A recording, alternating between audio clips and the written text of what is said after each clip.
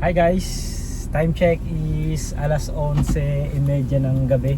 So tara, biyahe tayo ngayon sa GrabCar. So check natin kung magkano tayo ngayon. Medyo ibang oras na naman yung biyahe natin. Hating gabi naman tayo. So target ko hanggang 4 AM tayo bibiyahe. Tapos after 4 AM uwi na tayo. So mga 4 na oras yun mahigit. So tingnan natin kung magkano tayo. So first time ko bumiyahe ng ganitong oras. So titingnan lang natin kung may booking ba pagka madaling araw, mga ganitong oras sa ating gabi. So abangan nyo mamaya. Titingnan natin kung magkano tayo ngayon. So bili muna ako ng kape para hindi tayo antukin sa biyahe. So wala nang traffic ngayon. Medyo maluwag na yung mga kalsada. Medyo tahimik na rin yung paligid. Sana makakuha pa tayo ng maganda-gandang booking ngayon. And nga pala nakapatay yung outside Metro Manila natin. So puro inside Metro Manila lang yung kukunin natin. Mahirap kasi pag bumiyahe ng gabi tapos outside Metro Manila hindi natin masyado kabisado. So okay na to. Para kahit paano, kahit pa 110 lang pagtsagaan natin. So tara, let's go. May first booking na tayo guys. Dito lang Sacred Heart. Papunta to ng Roas Boulevard. So ang fare nito is 110 pesos lang. So medyo malayo-layo pero 110 pesos lang yung fare. Pero okay na yan. So tara, let's go. Next booking natin guys, ang pick up natin sa MOA. Medyo malayo sa akin yung pick up, 3 kilometers mahigit. Tapos yung drop off dun lang malapit din sa MOA. So 10 minutes pick up. Pero ang drop off nito nasa shore lang eh. Siguro mga 2 minutes drop off lang to. So medyo malaki din yung fare, 132 pesos. So tara, pick upin natin si passenger. Next booking natin guys, ang pick up is Soler. Papunta naman to ng Baclaran. So ang fare is 110 pesos. Kaso dito ako ngayon sa City of Dreams. So medyo malayo yung pick up natin, 1.4 kilometers, 6 minutes. Pero okay na yan, wala naman traffic ngayon. Bira lang ng bira. So tara, let's go. Next booking natin guys, dito Asiana, papunta ng Harrison. So ang fare nito is 110 pesos lang. So tara, pick upin lang natin si passenger. Next booking natin guys, dito EDSA Pasay, malapit sa Pasay Rotonda. Papunta lang to ng Malugay, Makati. So ang fare nito is 141 pesos. Naka-saver si passenger. So tara, pick upin lang natin si passenger. Next booking natin guys, dito B Corporate Tower sa Makati.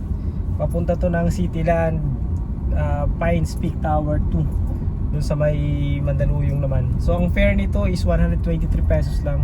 So naka-saver si passenger. So tara, pick upin lang natin. Next booking natin guys, dito Cybergate, Robinsons. Dito lang yan sa may Mandaluyong. Papunta ng Pasig. Ang fare nito is 134 pesos. So tara, pick upin lang natin si passenger. Hi guys. So kanina pagbaba ng passenger natin sa Pasig, pinasukan din tayo ng booking kaso sa BGC na, sa may JP Morgan, papunta rito sa Rembo. Ang fare is 110 pesos. Tapos ngayon nga pagkababa ng passenger natin, meron naman tayong for pick up Robinson Cybergate. Medyo malayo sa akin yung pick up location, nasa 3 kilometers. Papunta naman to ng SM Mega Mall. 110 pesos pa rin yung fare, pero ayos na dahil nga wala namang traffic. Basta tuloy-tuloy lang yung booking. Kasi mabilis lang din naman mahatid. Katulad ngayon, 7 minutes pick up. So possible to 5 minutes drop off. So parang 11 minutes lang lahat ng nakukonsume natin para sa 110 pesos sa isang passenger. So goods na yan. So tara, pick upin lang natin si passenger.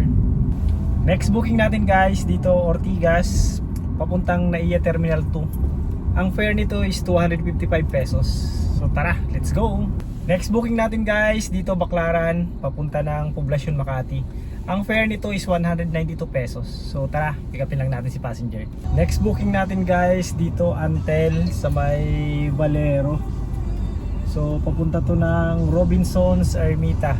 Ang fare is 164 pesos. So tara, pick upin lang natin si passenger. Time check nga pala is alas 3 na ng madaling araw.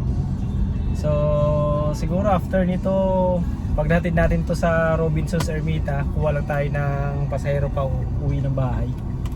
Tapos garahe na tayo. So let's go. Next booking natin guys, dito Ermita, papunta ng 5-star terminal sa may Pasay. So ang fare nito is 172 pesos. So tara, let's go. Hi guys, time check is mag-alas 4 na ng umaga. So paghatid natin ng passenger doon sa may 5-star terminal sa may Pasay, nagpatay na tayo ng app and umuwi na nga tayo. So andito na ako malapit sa bahay. So bali nag-start tayo ng 11:30 ng gabi. Tapos nga ngayon is 4 AM na. So bali na sa 4.5 hours yung biyahe natin. And ang kinita natin sa araw na to ay umabot ng 2,111 pesos. Tapos syempre may tip pa tayong cash na natanggap, nasa 100 pesos din. So more or less nasa 2,200 pesos yung income natin ngayong araw na to. And then syempre bawas mo yung gas.